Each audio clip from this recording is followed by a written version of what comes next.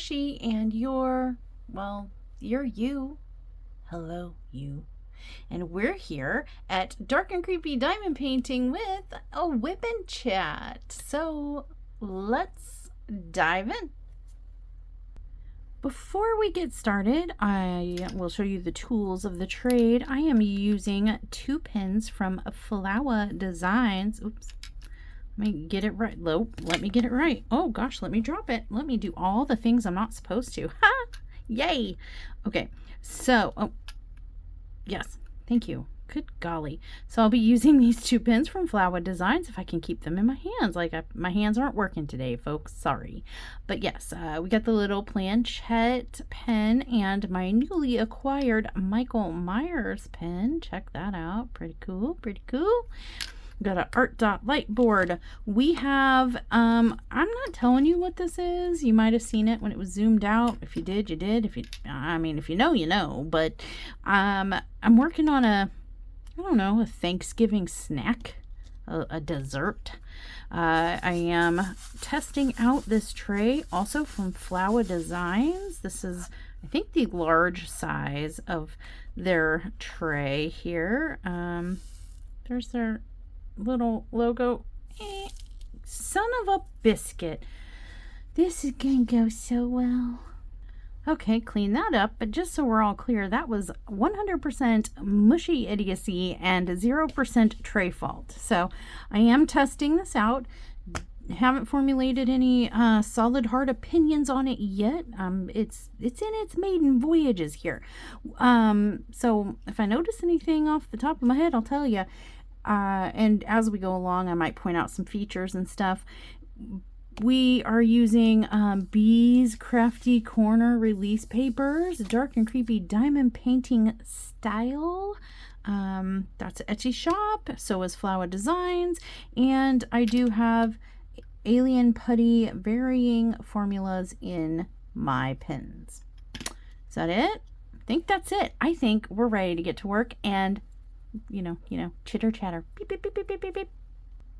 Okay, for anyone who happened to see these pens on Flower Design, a new drops, some horror icons. There was like Ghostface and Pennywise and Jason and Michael, obviously.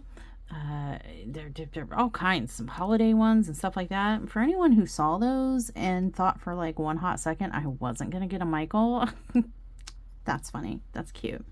You're cute. Yeah. Also went back and got Jason. Thanks. Okay, so I'm feeling spicy. So today, whip and chat. Let's talk about some stuff and things. Sometimes I do these whip and chats that are kind of like, I call them like behind the camera. Makes it sound sassy or smexy, doesn't it? Behind the camera. Creator's perspective. And that's kind of gonna be what this whip and chat is gonna be about. Today I thought I would talk to you guys about something that as viewers you may not really think about. As content creators, you may have thought about, you may have fallen into a honey trap, or you may be unclear about. Let me start off by saying we will be discussing some of YouTube's terms of service and violations thereof. The opinions that and information that I share and express in this video are my own opinions and interpretations of YouTube's terms of service. For the context of this video, I felt it might be prudent to discuss and lay out for you the YouTube terms of service on the topic we're going to be talking about today. So, because I mess up words and say goofy things all the time. So let's just be really clear on the onset so we are all on the same page when we start. Purchasing views or subscribers violates YouTube's policies on artificial traffic and engagement. The potential consequences of doing so include account suspension, termination, or removal of videos. April 8th, 2024. According to YouTube's terms of service, purchasing subscribers is strictly prohibited as it constitutes artificially inflating metrics and violates their policy against fake engagement. This means you cannot pay people or use third-party services to increase your subscriber count on your channel. Actively buying subscribers through any means is considered a violation of YouTube's guidelines and can lead to channel penalties, including restrictions or termination. YouTube's terms of service prohibits buying subscribers to manipulate the algorithm that tracks user engagement. YouTube has a strict policy against artificially increasing metrics like views, likes, and subscribers. Violating this policy can result in account suspension and channel deletion. YouTube considers engagement legitimate when a human user's primary intent is to authentically interact with the content. For any clarification or real concrete information, please do refer directly to YouTube and YouTube's terms of service and do your own research on the matter and ask them any questions you might have. Do not just take my word as gospel, my friends. I have done my research. I have done my due diligence. However, misinterpretations, mistakes, misunderstandings, changes to terms of service, etc. may occur, and it is always best that you go straight to the source for the most up-to-date, accurate information. Here we go. Whew, that was a lot. All right, so here we are. I wanted to talk to you guys today about specifically the terms of service as it pertains to channel engagement and what kind of a little bit about what that means, and well, how can one violate that, and what is a violation of that, some examples of terms of service engagement violations, and fraudulent activity. Some of the, these are just some of the rules that we as content creators have to abide by, and as we discuss them, hopefully you'll be able to see why they exist. All right, so let's start the discussion with a hypothetical situation. Okay, totally hypothetical. Here we go. Let's say that we have a content creator who's been on the platform for whatever length of time. Maybe it's a year and a half, 2 years, 4 months, I don't know, any length of time, and they are getting, as creators, so it's easy to fall into the trap of eagle-eyeing your analytics numbers, and oh gosh darn it, there we go.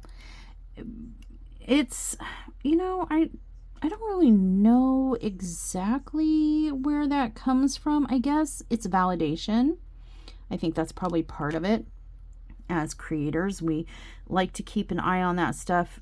What kind of videos perform well on my channel? What kind of videos aren't received well on my channel? So you have kind of an idea of which direction to go, what people want to see, and maybe what they don't, so you don't waste your time making content that nobody wants to watch. And you also conversely can find out what content that people are really enjoying from you and get a better idea of how best to spend your filming time, right? So we end up having to kind of look at the analytics anyway. And while we're there looking for that vital information of like performance and getting some guidance on what to make and how to make it, what's doing good, what's not, what we should be doing, and such, inevitably our eyeballs are going to drift to other statistical information presented on the page, which includes subscriber numbers, losses and gains, likes and dislikes, views, how many hours have been viewed, comings and goings of our subscribers, and you know, the interest of our subscribers and things like that. Now, I have heard a lot of other creators, including some that have over 1 million subscribers. I recently watched a video where she was talking about some analytics and some changes that have been made recently that were negatively impacting her channel with over 1 million subscribers, you know, and 12 years of experience creating YouTube content under her belt. I would think she'd know quite a bit about what she's talking about. You know, she has quite a bit of experience and wisdom in this department. So of course, you know, I was intrigued by her video and I was listening and whatnot. I did link the video on my Facebook page for anyone who was interested in seeing it. It was a makeup YouTube creator that was actually considering retiring.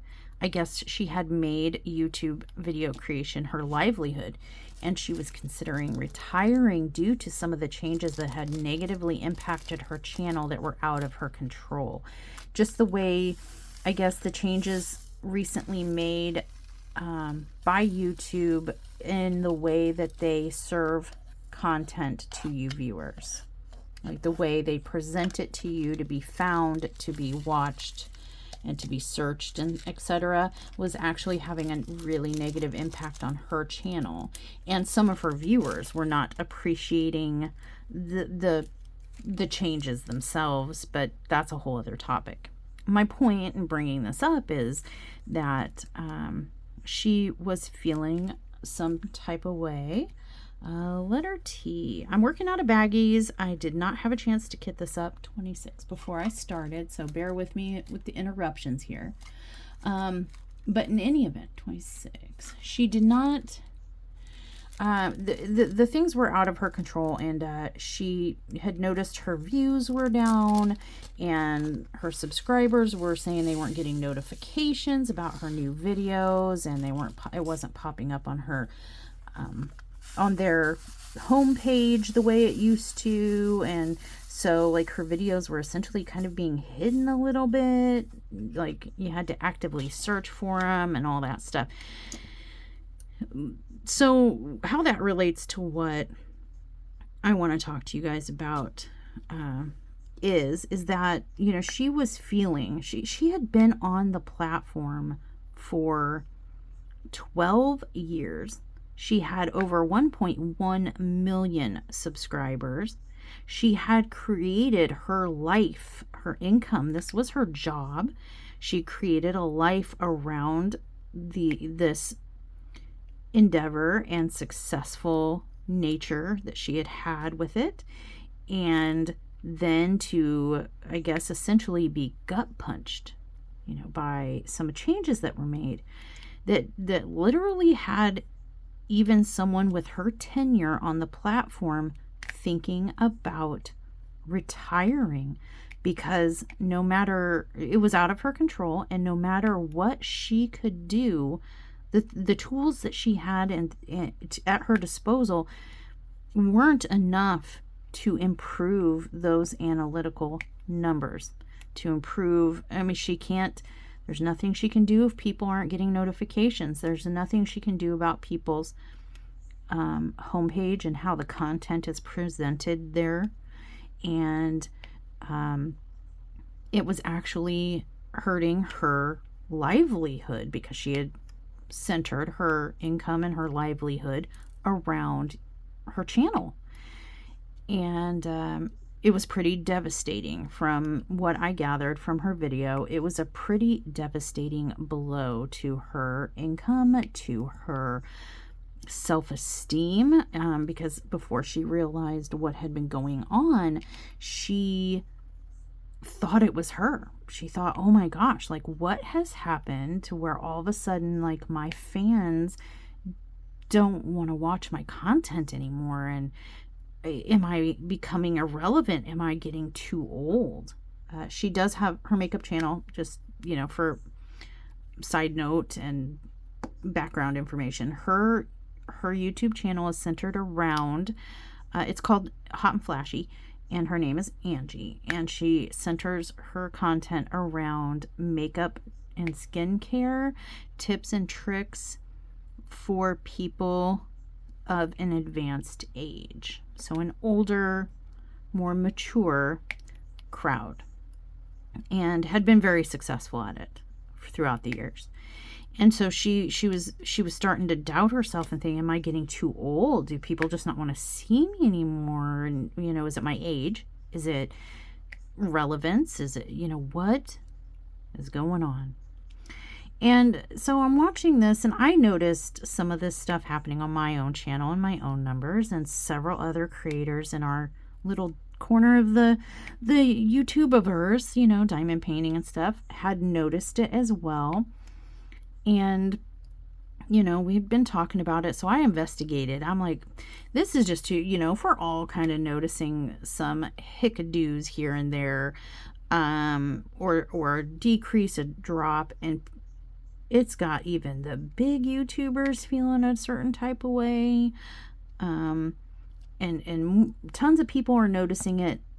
I was noticing it on like multi-million, like big bigger than Angie's channel, big channels like Guga and Uncle Roger, and channels with phase rug with multi-million subscribers. Okay, and their videos weren't getting as many views as we typically see in a certain time frame and stuff like that. And I was like, oof, right?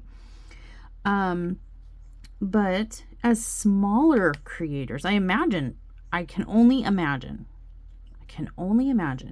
what it's like for the bigger creators who make so much money. I mean, it's public information, but channels around 1 million subscribers with, you know, the relevant, appropriate views and stuff like that, average at least $250,000 a year.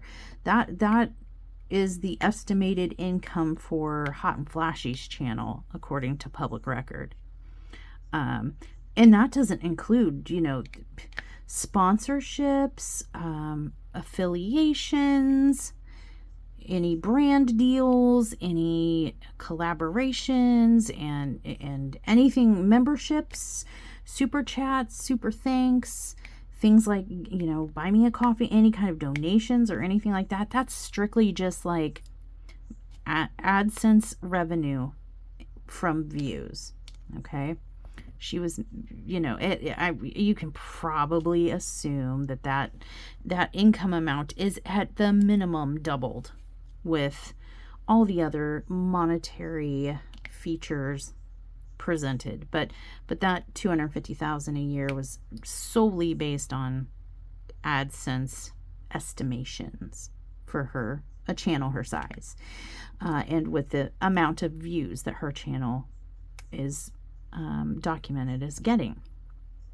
So you can imagine, you know, if you've centered your life around that yearly income, to then all of a sudden something out of your control happens and poof, that income just starts spiraling down the proverbial crapper because of like I said, because of things that are out of your control. But before you realize that, hey, it's some changes that the platform made in how people are seeing things and being served content and such, and it's not a me thing, before you figure that out, your mind kind of, and hers did, you know, and it's natural. The mind kind of goes to, okay, people aren't watching. I'm losing people. I'm not getting the views I was getting. I'm not getting, you know, the attention I was getting. What's wrong? What is it? And automatically, you know, we're humans. We're going to think it's me. You know, that's the first thought is, I'm doing something wrong. It's me. I'm not good enough. I'm not doing something right. I'm doing something wrong, etc. Sometimes people being naive and not being aware that certain actions can be a violation of terms of service. In some cases, I'm sure it's intentional and they're willing to risk it for the biscuit, if you know what I mean. But, you know, I was reading some forums and there was a situation that came up in a particular Reddit. I fell down a rabbit hole. Let's see, 28. I need baggie number 28. I fell down a rabbit hole and discovered that people were suggesting different things, the stereotypical things like to help zhuzh up your channel or to help improve your content. You know, and there is, you know, there are some standard industry advice, if you will, things that you can do to help refresh or represent or improve your situation if you're struggling to grow your channel, if you're struggling to maintain the channel and things like that. So I was seeing all the stereotypical stuff that people were suggesting, like you know, hey, change up your thumbnails on your older videos, maybe attract some new attention and views, or work on your videos. And we kind of touched on this a little bit in a previous kind of behind the camera type whip and chat, but things like improve the aesthetics, do editing, do your research on companies so you can speak more educated and actually sound like you know what you're talking about and not misstate facts and start ticking off companies and stuff, you know. You know, just kind of do the work, essentially, do the job. There's improve your titles. There's, you know, more engagement with your community. There's all kinds of things that one can do to try to, you know, be a presence and improve the quality of their content. You know, get new equipment, new topics, new ideas, find new things out there, fresh new things that other people haven't caught on to yet, or go a different direction, find your niche, things like that. But another thing I saw, and it made me go, oof, because it's a big no-no. But I did see someone comment on there, well, golly gee, why don't you just do what tons of other people do? And I was like, uh-oh. Because whenever somebody says, do what other people do, that's bad. That's generally bad advice. It's like, I get a mental picture of lemmings in a little line going along, and then like just falling off the bridge one after another and splatting on the concrete because they're just following along and doing what everybody else does, and not carving their own path and navigating their own situation and finding their own way, right? So when I saw that first opening where do what tons of other people do, I was like, whoa. And they said, and just purchase your subscribers, purchase your views. I think this is supposed to be why. Purchase likes and comments. Purchase it all. And boy, I'll tell you what, let me just stop and caveat right here, side note, let me ring alarm bells, my friends. Let me just tell you right now, I'm not suggesting you do this. In fact, I'm about to suggest you don't, and we're going to talk about why it's a no-no and it's bad and how it can hurt everybody else around you and people you might, you know, butterfly effect, essentially. Oh, I found a whole bunch of W's I missed when I was about to put these away. So no. I mean, like, hear me out and just know that this is a really bad idea is coming. Okay? I'm not in any way, shape, or form suggesting that anyone ever do this. I would never do this. I don't suggest you ever do it if you ever have a platform. And if you suspect that somebody that you watch has done this or is doing this, and we'll talk about like signs of that kind of thing. We'll talk about it all. We're getting there. But like, just don't do it. Don't stand for it. Report it if you see it. But because it is a violation of terms of service. But let's back up. Let's back up and like get there. Okay. Anyway, where was I? So, yeah, I saw this. I thought, oh, the alarm bells are going off in my head. I'm watching little mental cartoons of freaking lemmings just following. Yeah, I'm gonna do what everybody else does because everybody else is just doing it. Do, splat. And I'm just thinking this can't be good. And then I thought, well, surely 29, surely doing such a thing is not a thing, right? Like, surely you can't purchase subscribers to a channel. You can't purchase comments and likes and essentially what is termed by YouTube and what we know as creators know as engagement. Certainly that's not a thing that can be done. That's not fair. That's like, to me, like I'm sitting here thinking there's no way that there's, what is this person talking about? No. There wouldn't be such a thing. Who would waste their money on that? Who would waste their money on that when it's something you can get for free with some hard work? Put in the work. Put in the time, put in the effort, and it'll come to you. You know, you get out what you put in. So why would anybody throw dollars at something like that? That surely somebody's kidding, right? That's not an actual thing that can be done. And so this inquiring mind needed to know, and of course I dove into that rabbit hole. Is it a thing? Can people actually do that? Can people purchase essentially engagement, which again is subscribers to a channel, comments to a channel, views of a channel, likes on video? Yes. The answer is yes.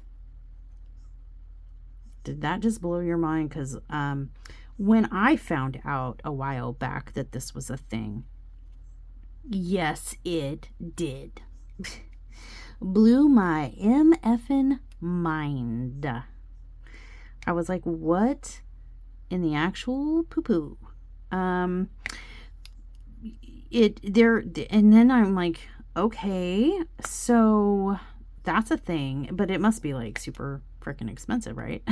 Because like, you're paying for some kind of, why would anybody do that anyway? Okay, I guess the competition aspect I could see how competition, or if you place your self-worth or your value or your success on the numbers in the analytics, it can kind of get to you.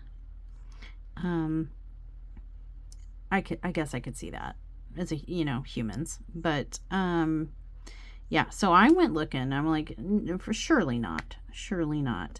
And yeah, a quick little Google search, and a whole list of services pops up.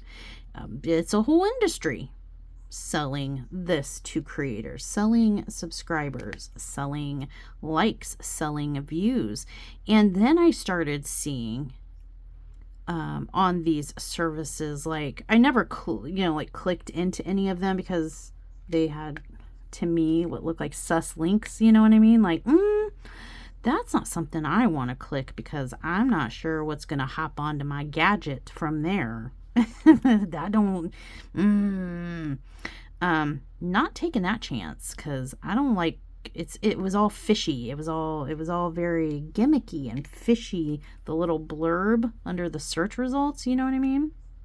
And I was like, but I could see like where the first couple lines of where, the companies are like, discreet, hard to tell, not detectable. And I was like, wait, what? I'm seeing all these like selling points that were talking about how it could be done so discreetly, and you will, 100% undetectable and stuff like that. And I was like, okay, first of all, nothing is 100% undetectable, not even an SBD, so don't go there, right?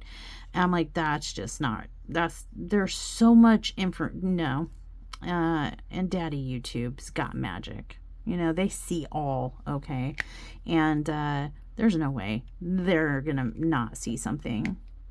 It might take them a little while, but like, they'll detect it. I mean, they got the computers and the algorithms and they kind of, they watch our channels and make sure everybody's conducting themselves and under the, I mean, that's why there's a terms of service, because there is a governing entity that makes the rules for us to follow and so that we can post here, you know, we can share. So I'm starting to see these like keywords and guarantees and stuff, right? And so I'm thinking, okay, well, if they're sitting here saying like 100% totally legit, undetectable, super secret, you know, stuff like that, I'm like, that tells me that there's a rule against it, because why would you need to keep it a secret if it's not a bad thing? Makes sense, right? Like, why does something need to be super stealthy secret if nothing's wrong with doing it? So then I was like, and I went clickety clicky tippy tappy typey over to the Tubis of Ubis terms of service. The terms of service of YouTube is the essentially rule Bible. It is the rule Bible that all creators, big or small, must adhere and stay within the rules and guidelines contained therein, lest they risk losing their channel or getting put in timeout, or getting, I mean, just flat out spanked right off the platform.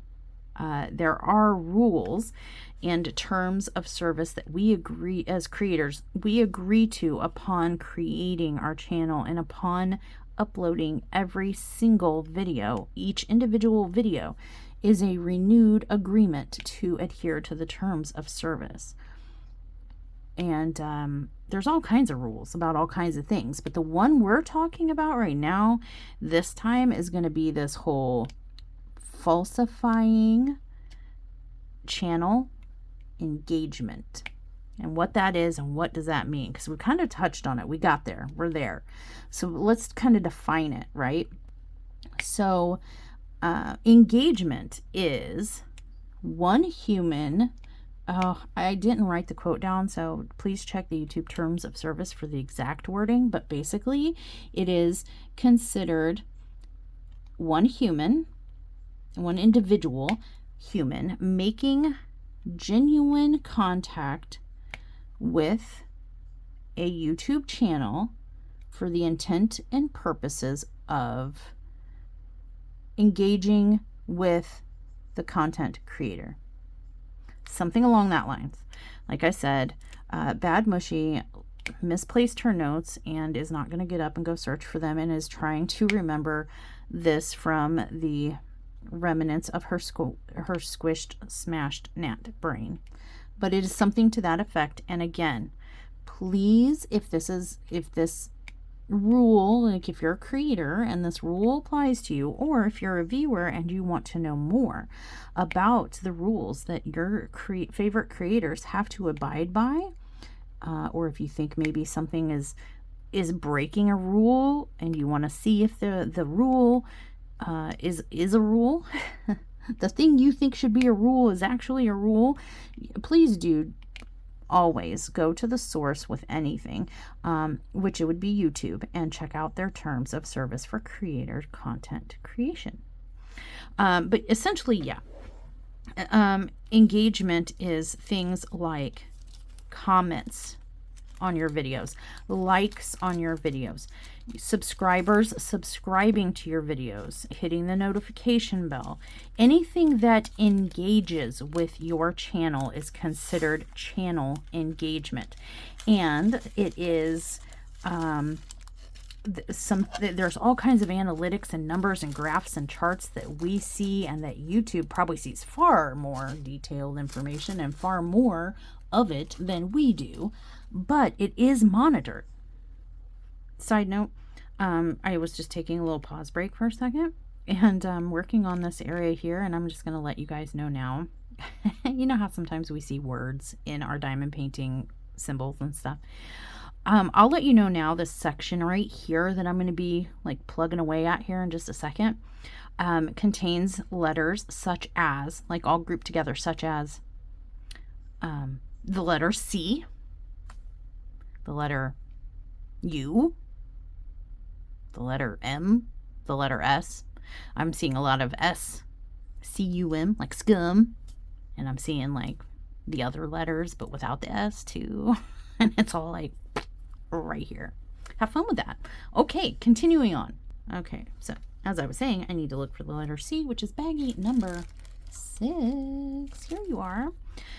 If the terms of service define, paraphrasing here, engagement as one human being interacting with a channel, in that, you know, making a comment, leaving a like, watching the videos, and subscribing to the channel, one human doing that with the express purpose of meaningful engagement with the content creator.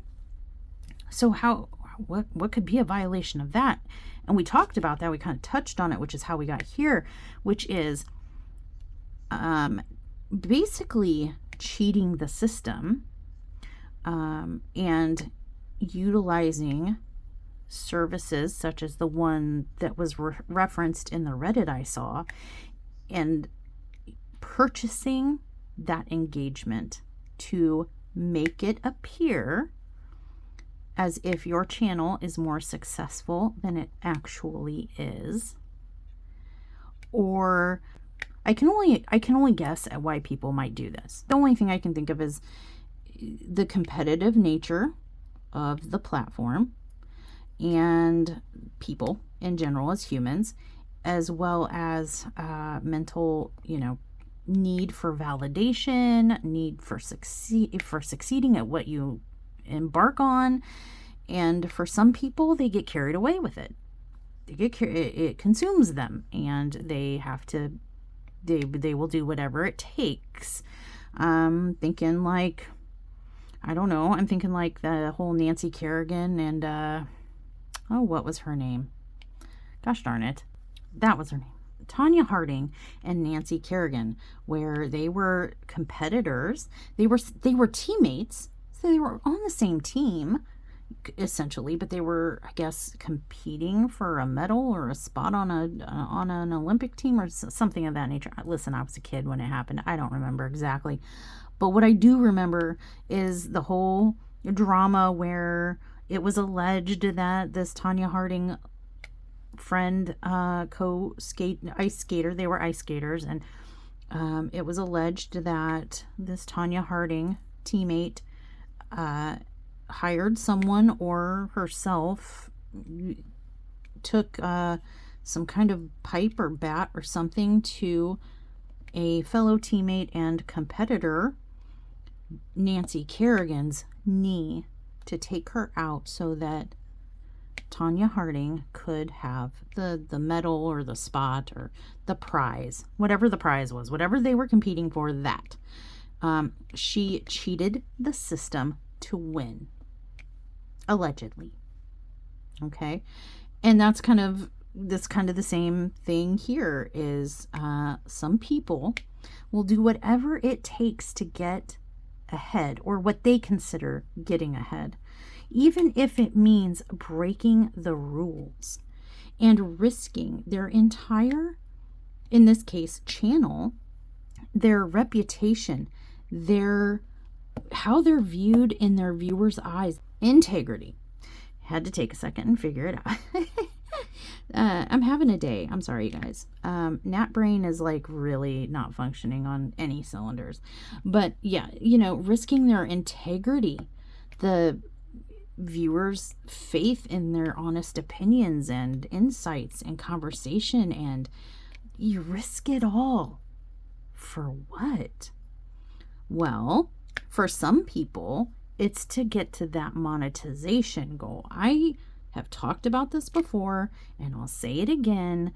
I don't understand that either, because at least not in our little corner of the tubiverse, in our niche little diamond painting crafty area, I don't see why it would be beneficial. I don't think so. Listen, we're in a niche craft. Not everybody does this craft. Not everybody's interested in this craft. It's a small community for all intents and purposes as compared to like a bigger, like the gaming community, so much bigger. You know, food community, so much bigger. This little, and maybe that's why there's a competitive perspective and people feel compelled to like one up other. Listen, I don't know. It could be anything. I'm not in anybody else's head. Let's just talk about the facts. There are these services, and it's utilized enough to where there's an industry around it. You know, people do this. They risk it, and they break the rules, and they bamboozle people. They bamboozle their viewers. They bamboozle themselves. I mean, you're not being honest with yourself if you think, oh, I made it now after you bought your way there. Some people will use it to get past or through to break the monetary hurdles that are set in place by YouTube before we can start earning our pennies from AdSense and earn any kind of income. And I don't understand why people would even want to do that, because unless we're in a small niche, there's only so many people that do this craft. There's only so many people who are going to watch our videos in general. And then you're an individual and not everybody's going to like you. So there's only so many of the community that are going to want to stick around and watch you. So it's not like you're going to become a multimillionaire. It's not as much money as one might think it is or could be, unless you get struck by lightning. Because, and let me explain why. I did see this too, that there is a misconception that, okay, well, I just need to get monetized, and then like I can just use the service to buy subscribers to get, I don't know, let's say like, oh gosh, I have a channel and I'm stuck at 636 subscribers. Nobody else is coming around. Nobody else wants to watch. In fact, I've been losing subscribers lately. Oh no, what do I do? I'm never going to get monetized. And I'm seeing like all these other people make their channels, and their channels are doing better than mine, and they're monetized, and I want what they have. So I can't get it naturally. So I'm gonna buy it. Yeah. So I can start, making money. I think there's something fabulous in that or something, and then that's what I'm gonna do. Yeah, I don't. I'm sorry, it's laughable to me, but I'm sure there's some people out there. I'm sure they're out there, and I don't know how much money they think they're going to make, because the hurdles are to get monetized. The hurdles are, the first one's 500 subscribers, and I don't remember X amount of hours watched, like 1,000 hours or something like that. And then to start getting AdSense, you have to have over 1,000 subscribers to your channel, and You have to have had content on your channel that has been watched a total of 4,000 hours of time. Okay. And that's not it. That's easier. I mean, that sounds easy on paper, but that's a lot. That's a lot. 4,000 hours. You have to have people like you and come back to your channel and watch your stuff enough to accumulate 4,000 hours of being watched and listened to. And some people don't want to work for it. That's the bottom line. The bottom line is some people don't want to work for it, and some people cannot accept that maybe if they're not doing well enough to hit those hurdles, maybe in some cases it's that they're not doing the work. In some cases it's that they're not consistent enough. I mean, any number of things could go into why, but at the end of the day, you work hard. If you work hard, that's how you get things in life. You go to work, you work the hours, you get the paycheck. And then eventually, after so many years of service, you get the credentials and the, trust. You gain the trust, and then you start being able to be promoted to a higher position and a higher position and a higher position. You do the work, you get the reward. That's how life functions, essentially. So if you couldn't tell, I'm pretty passionate about this particular topic because I need an M20. Because I just, I worked hard to grow. I worked hard to stay on the platform for a year, first of all. Just had our 1-year anniversary, and I worked really hard to grow and facilitate my channel and my little community here. And just to think that there are people out there that can and probably will, and most assuredly have and do, go out there and purchase or bribe their way because they're competitive or jealous or don't want to do the work or any number of reasons, just really burns my britches. Burns them, my friends. Burns them. But yeah, it is not allowed. You are not allowed. And to make, okay, so, well, what if I doesn't get me monetized or anything? I just want to, feel better about myself or something. And I just, little 50 people here, 50 people there. Who's it hurt? And mushy, why do you even care? What's the big deal? So what? Somebody, it happens all the time. I was thinking, this reminded me of a little bit like that whole college scandal from the Full House cast people or lady, Aunt Becky, and how she was accused of paying for her child's way into college and essentially buying her degree or something. Just cheating their way. Everybody else had to work hard to earn that degree, and somebody with money and laziness and entitlement comes along and just plops some money down on a table, and voila, something that everyone else has to work hard for and everyone else's kids have to work hard for is magically just appears in their in their benefit. It's not right, and it's not fair. But beyond that, to bamboozle, let's really kind of break it down. To me, what my issue is in particular with people that utilize these services, first and foremost, is that it breaks the rules. It is a violation of the terms of service.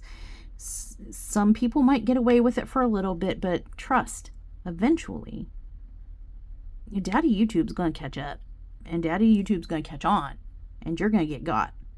Okay? You're going to get got one way or another, whether it's a slap on the wrist or you get the boot and you are, punted off the platform. Bye-bye. But, it makes a mockery of your viewers. your viewers sit here and they, watch what's going on. They notice that, that, and they think that you're doing so much better than you are, than you appear to be. They think that you've done that and that they're a part of that, and that look at how many people, have subscribed to you. So a lot of times people base opinions and someone's opinion on and thoughts on a matter based on their number of subscribers that they have. It's essentially kind of, some people view it as like a popularity contest. Whatever, that's fine. It is what it is. We're humans. But you trick people when you do this. You trick people into thinking that you're someone you're not. You trick people into thinking you provide something you don't. You trick people into thinking that you have more support than you do. You trick people. The audacity. People have no choice but to really blindly trust, and then you do something like that, and then gross. It's gross. Another issue I have with it is, and I believe if I understood the term service right as well, is that if someone uses these kinds of services, these false engagement services, to buy subscribers and views and likes and comments, okay, that if they do that and they use it to get over the monetary hurdles, like to be monetized with the platform, that is going to get you in some big trouble.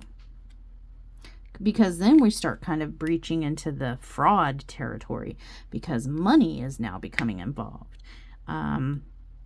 So, I mean, if you or someone or someone you've watched, or, if you are aware of anyone that does that kind of thing or has done that kind of thing, and they've used a frickin' service to cheat the system, to cheat their viewers, and to cheat their quote unquote competitors, other people in the space, to try to get ahead, whatever that means, and they used it to get monetized so they could start earning money, if they get caught, they're in big trouble. YouTube frowns very heavily upon that. And so let's talk about, besides the purchasing of stuff, let's talk about other types of false engagement, because there are other types of false engagement that are a violation. Like, let's say, you guys all know, sometimes Sundown pops into my comments. He's a family member. He lives in this house, and he pops down into my comments, and he'll say, hey, great video, or he'll say hi to everybody, or whatever. That's fine. Having friends and family come and support you and leave you a comment and a like, or, go into your friends' videos and commenting and liking is absolutely fine. There's nothing wrong with that. What is not okay is if you feel so compelled to keep up appearances and hide what you've done. Like say you did buy some, or even if you didn't, let's just say that you're because another way to falsely engage is to create multiple accounts and just have devices on multiple accounts, just play your videos over and over and over again, because you're not a separate individual human trying to authentically and really interact with a channel. What you're trying to do is boost your numbers, and that is also a violation of the terms of service. Okay.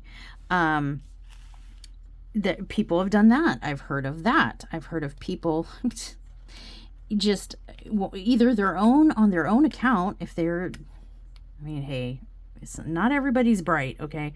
On their own accounts, that can just play in their own videos. We watch, I don't know about anybody else, but as content creators, we watch our own content a few times. I know I watch it once through but that's before it even goes up. I watch it once through when I edit. And then I watch it once more when I'm done editing to make sure everything is the way I want it. Then I upload it. And that's when the viewing, you know, kind of counts, is once it's up. Once it's up, I might watch through once more if it's a video like, hey, Sundown, I want you to watch this. Tell me what you think. Is this okay? Or whatever. We might watch it once. And I want to make sure everything looks good on the TV screen. And like I was unsure about this editing over here. I want to make sure that's clear, crisp, clean visually on a bigger screen and stuff like that. But other than that, it's not like it's not like my videos play on a loop in our house, you know, just to game the system and get the extra hours and views and stuff. But there are people that do that. There are some people that are so insecure about themselves that they will do that. Or they'll make multiple accounts and do that on multiple devices. That's another way to violate the terms of service, is to have someone or yourself watch, you know, play your videos, repeat, because that's falsifying engagement. That's making it look to the system, to the viewers, that there are more engagement with your channel than there really is, because it's really just you. Another way of kind of falsifying and violating terms of service and falsifying engagement would be, let's say you make various accounts and then you go on your own videos under those other accounts or other names, if you will. For example, let's say you have yourself and your family members, your spouse, your children, whoever, make false accounts, like alternate accounts with different names, multiple of them, at least, 2, 3, however you feel like making, help me out. And then go in the comments and talk to you like you don't know them, like they're not like right in the same house, or they're not related to you. So for example, like, hey, so-and-so, great video. I love that new chair you bought. Oh, was it hard to put together? Let me know. And that's so that they can leave a comment, thereby boosting the videos and channel's engagement. And then knowing that that's yourself or your spouse or, your child, you go on there and reply to them. Oh, hey, stranger. Thanks for asking. I'm so glad you asked. Actually, yeah, it was pretty easy to put together. It only took 2 people. And it's like, when you know darn well that the person that asked you that question is in that same house with you, it's your spouse, for instance, or your child or whatever, and you know darn well they helped you put that chair together. You know that, but your viewers may not, and that's like kind of the point for some people. And that's falsifying, because you're not those people who are asking you those questions, your family who are asking you those questions and pretending to be strangers, are not authentically attempting to engage with you on your channel. They're attempting to help you boost your engagement analytics to game the system. Do you see the difference? Do you see what I mean? It is what it is. I'm sure there are like so many more ways that I'm sure I've heard of things called bots. I guess like computer techie kind of tech stuff that can falsify this kind of thing for you and for a fee or whatever. Or I don't know if you're a hacker. I don't know how these things work. I just know they exist because I read and did my research. How do you guys feel about this whole thing? Like, how would you feel if you found out that somebody you watch, say they have 10,000 subscribers, right? And how would you feel if like you found out that just yesterday, or I don't know, like 2 weeks ago, they had only 750 subscribers? How would you feel if you knew that, if you saw that? Would you feel bamboozled? Would you feel Or would you be like, I don't care, you know, as long as I enjoy the videos, I don't care if they bought them, earned them, I don't care. I'm there because I want to be, and it doesn't matter to me. I'm genuinely curious how many viewers actually like would care if they were, you know, catfished or bamboozled or, you know, lied to or, you know, made a fool of in this way. I'm curious because me, I would be like, ooh, that would really upset me. That would really upset me. I guess something else that we didn't really talk about, and I'll just talk about briefly. Not only could it have an effect on you, the viewer, and make you guys feel some type of way, and then it might make you mistrustful of other creators and, you know, things like that. But then also there's the whole aspect of the damage it does to other content creators in the space. Think about it. Think about it. The creator who worked their butt off to get those 500 subscribers through hard work, legitimately, didn't cheat the system with these bots and fake accounts and purchases. They worked hard. They did it authentically and real, and person by person gained their subscribers and their subscribers' trust and earned every subscription that they had, right? And they might get overlooked. They might think the person with 5,000 subscribers has a more valid opinion. And that person might be the person that bought for, you know, 4,500 of them. You know, they bought their way to where they're at.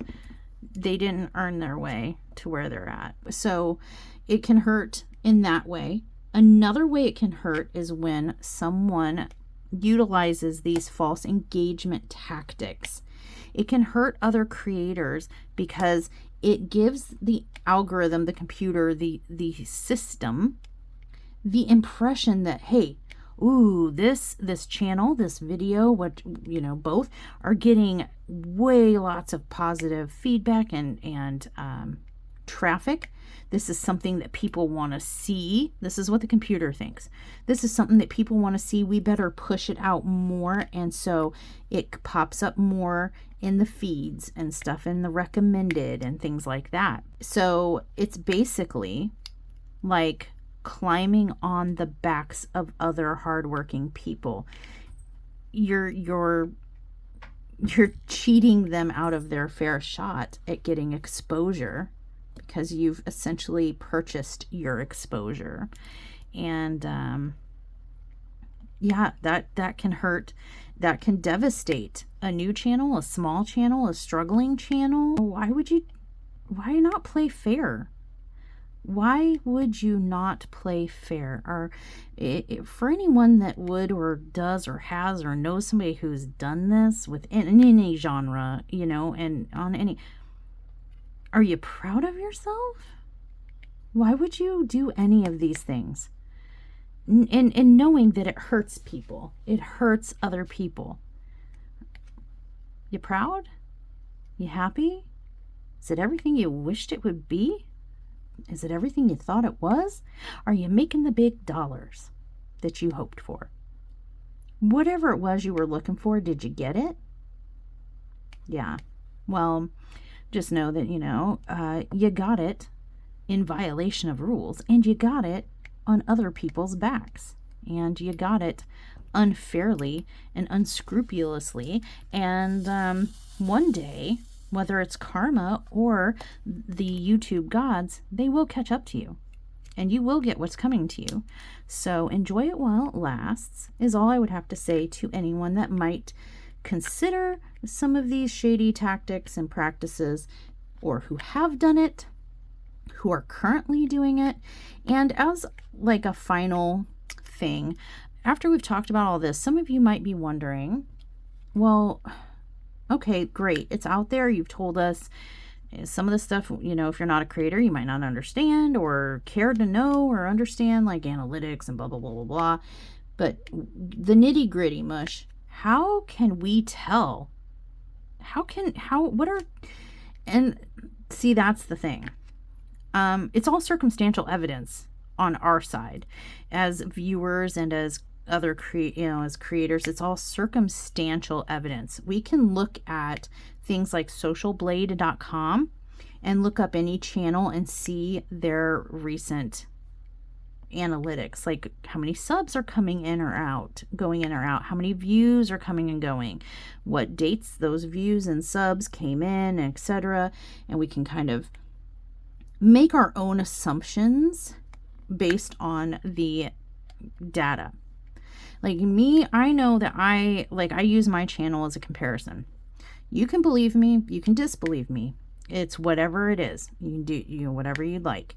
But I know that I have a legitimate channel. And so I use mine as a baseline. How the graphs go, the numbers go, the views go.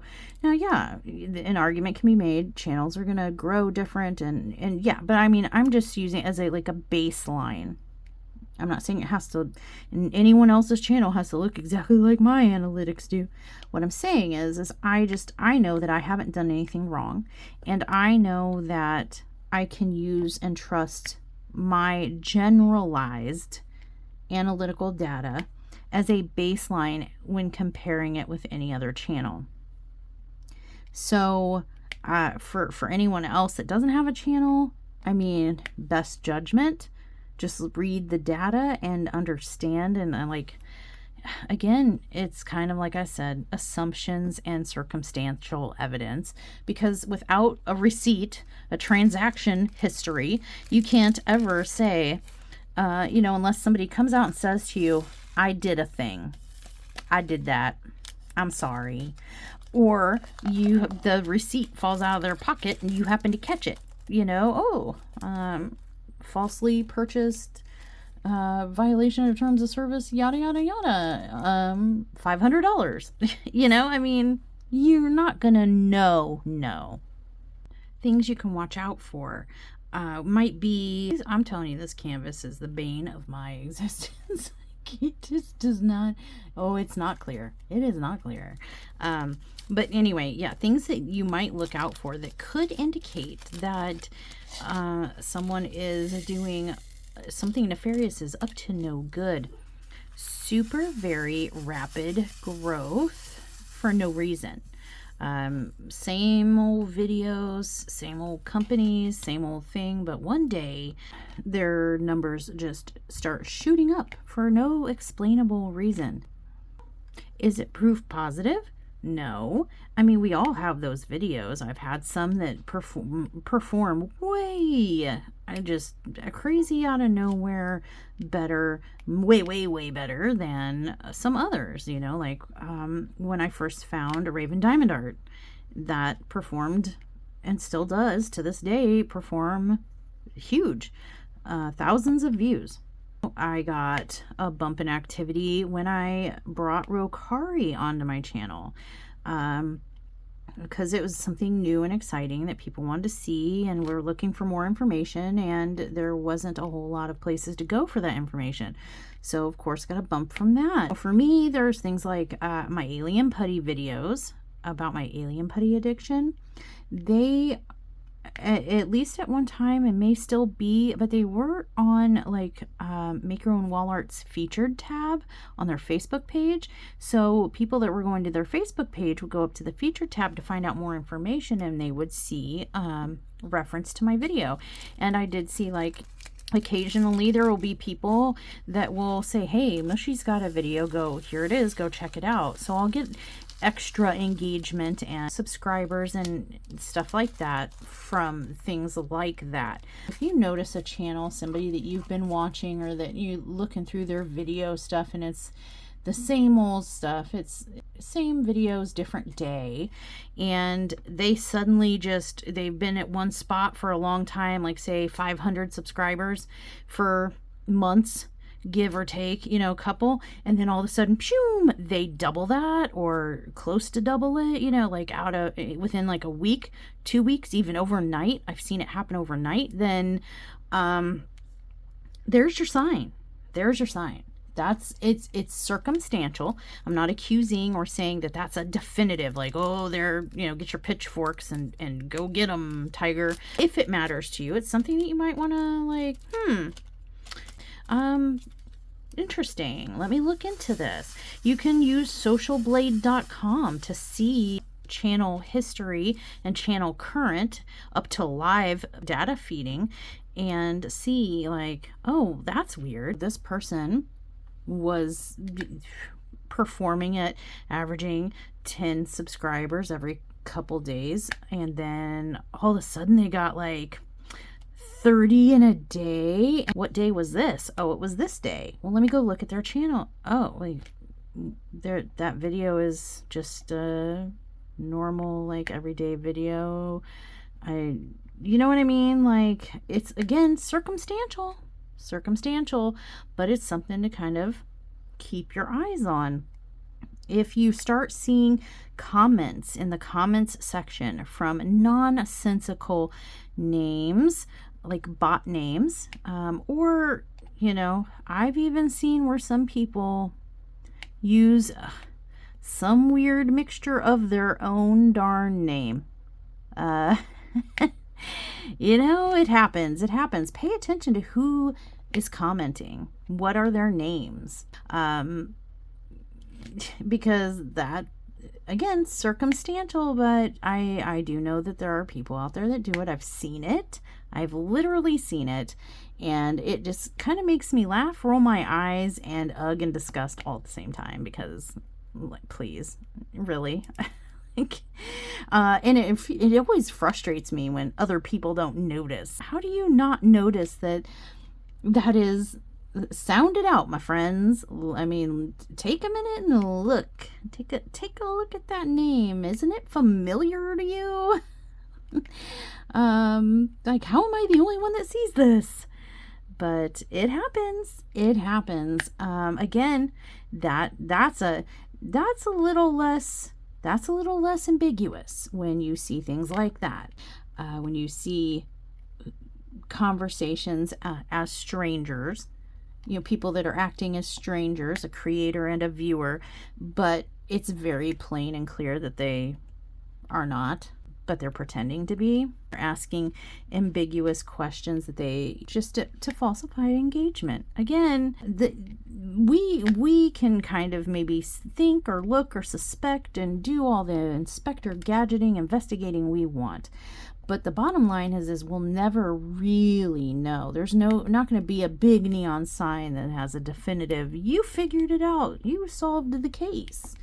And if you're ever suspicious and it's something that you are passionate about and you feel inclined to like, this is wrong, this is hurting other creators, this is bamboozling me, or whatever your own personal reasons are, if you ever feel like you have become aware of a channel that you think could be abusing the terms of service, violating the terms of service, or maybe you're not sure, and you think that they're doing something wrong, there is a report feature. You can report creators who you would like YouTube to look into and decide, with their super secret, much more information than we have, little programs and minds and eyes and stuff, decide for themselves if their terms of service are being violated. That is the course of action to take. It is not to harass the person. It is not to rally the troops and head out with your pitchforks and torches. It's the correct course of action is to report the video that you think is sus, the channel you think is sus, the creator you think is sus. Report is what I'm saying. I'm saying report. It is not your job to police the community, but it is everyone's collective job to kind of report if you see something that you think could be wrong. If you're driving down through your neighborhood on your way home. It's near Christmas time. People got their lights up and their trees up, and it's dark early and whatever. And you're driving in your neighborhood. You're like a block from your house, and you drive by Jim and Joe's house, and you see a strange vehicle parked outside, and people that you don't recognize walking around the outside of your friend's house, and you know they're gone on winter holiday. And so it's not them. And they're walking around with flashlights. They're wearing all black. They're acting a little sus, all right? They're looking in windows. Something's not right here. But who are you to determine? You don't know unless you see them break that window and climb in. You don't know. All you know is that this doesn't seem right. You think that maybe something could be going on. What do? You go out and confront them? No, they got crowbars. Are you kidding me? Do you... what do? You call the police, and the police can go determine. Heck, you don't know. Maybe it's the gardener, and they left their tools in the yard, and they're looking for them. You don't know. It could be completely innocent and benign. Or they could be total robber thief people waiting to break into your friend's house, as it appeared. So... and that's the moral of that story. No witch hunts, my friends. No torches and pitchforks. No harassing, bothering, or anything like that. We don't need to be the terms of service police per se, but just please keep your eyes open, you guys, and be aware of who you're watching, what you're watching. If you're a super fan of their channels and stuff, pay attention to like the ebb and flow of things and what's going on, and read the comments. If you're a commenter and you like comments, read the comments. Look at the names. Are they names you see quite often? Are they names that look kind of familiar? They sound a little sus. Pay attention, I guess is all I'm saying. Pay attention to what's going on around you. Analyze the situation.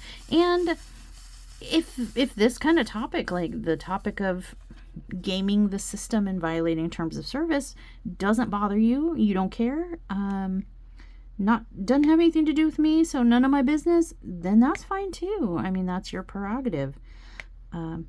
Much like my scenario that I just mentioned, if you see something happening in a neighbor's house, you're not liable if you just keep on driving by. Nobody says that you have to report anything at all. You could just go home, look out your window, and watch the show. So, yeah, this topic had come up recently, and I wanted to just talk to you guys about it and let you guys know that there are things like that. We have a rule book that we have to abide by, the terms of service, and violation of the terms of service can get us in big trouble. Sometimes we violate it without realizing it. Sometimes people violate it intentionally. Sometimes people just don't care if they're violating it or not. And sometimes YouTube, as much as they try, they can't catch everything. And sometimes they need our help to catch stuff. So if you see any kind of misconduct or suspicious behavior, it's unfortunate. It's unfortunate that these things happen and people try to procure for themselves an unfair edge to game the system and try to, gotta do air quotes here, get ahead of, and for what? We're all trying our best out here just to live our best lives. In this particular instance, our best diamond painting lives. And there's really there's no need to compete like this. There's no need to cheat the system. And if you think that you have to cheat the system, maybe you shouldn't be in the system. That's just a thought. And I guess on that note, you guys, that's kind of all I really wanted to talk about for this kind of like episode of Behind the Camera. I wanted to tell you guys about a YouTube rule Bible called Terms of Service. And I specifically want to talk about like rules of engagement and the abuse of engagement and things of that nature, so you can be a more informed and aware viewer. All right, you guys, well, I need to finish this snack up, and you probably have somewhere else to be, so I will let you go. Thank you so much for hanging out with me. Let me know in the comments down below. Did you know that there was a YouTube rule Bible, like the terms of service? And did you know anything about engagement and false engagement? What do you think of people who use services like that? Do you care? Do you not care? Do you think there's no problem with it? Do you think it's a huge problem? I'd love to hear all the things in the comments down below. And as always, I hope to see you guys again next time. Stay naughty.